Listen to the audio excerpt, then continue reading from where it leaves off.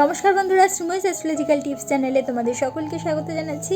আজকে মঙ্গলের মহাদশা এবং কেতুর অন্তর্দশা আমাদের জীবনে কী ফল দিয়ে থাকে সেটা নিয়ে বলবো। মঙ্গলের মহাদশা, কেতুর অন্তর্দশা আমাদের জীবনে 4 মাস 27 দিন কিন্তু থাকে এবং কেতু লগ্ন হতে যদি কেন্দ্রে ত্রিকোণে একাদশে বা তৃতীয় শুভযুক্ত বা শুভ দৃষ্ট হয়ে অবস্থান করে তাহলে বহু সখ্য, সুখ, অর্থাগম, সরকারি অনুগ্রহ এগুলো কিন্তু লাভ হতে দেখা যায়। অর্থাৎ এই সমস্ত বিষয়ে শুভফল জাতক জাতিকারা পেয়ে থাকে। কেতু যোগকারক গ্রহের সাথে যদি যুক্ত হয়ে থাকে তাহলে তার অন্তর্দশাকালে কিন্তু পুত্রলাভ, কর্তৃত্ব লাভ, সম্মান বৃদ্ধি ঘটে থাকে এবং বিভিন্ন দিক থেকে শুভফল পেতে দেখা যায়।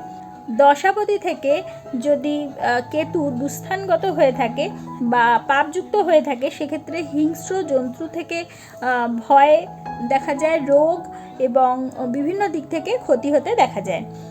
কেতু যদি দ্বিতীয় বা সপ্তমভাবে অবস্থান করে বা দ্বিতীয়পতি বা সপ্তমপতির সাথে অবস্থান করে তাহলে সেই কেতুর অন্তর্দশা যখন চলে তাহলে জাতক জাতিকারা কিন্তু রোগ, তারপরে অনুতাপ বা অর্থক্ষতি তাদের জীবনে এই স্প্যানটাতে ঘটতে সাধারণত দেখা যায়। তাহলে বন্ধুরা, আজকে তোমরা জানলে মঙ্গলের মহাদশা এবং কেতুর অন্তর্দশা আমাদের জীবনে কি শুভ বা অশুভ ফল দিতে পারে। যদি তোমাদের আমার এই ভিডিওটা ভালো লাগে তাহলে অবশ্যই একটা লাইক করে দিও, তোমাদের পরিচিতদের মধ্যে শেয়ার করে তাদের জানার সুযোগ করে দিও এবং যারা এখনও পর্যন্ত আমার চ্যানেলটা সাবস্ক্রাইব করোনি অবশ্যই সাবস্ক্রাইব করে দিও এবং পাশে থাকা বেল আইকনটি প্রেস করতে কিন্তু একেবারে ভুলো না। তাহলে প্রত্যেকে ভালো থেকো, প্রত্যেককে ভালো রেখো। পরবর্তী ভিডিওতে আবার চলে আসবো। ততক্ষণের জন্য সকলকে ধন্যবাদ। নমস্কার।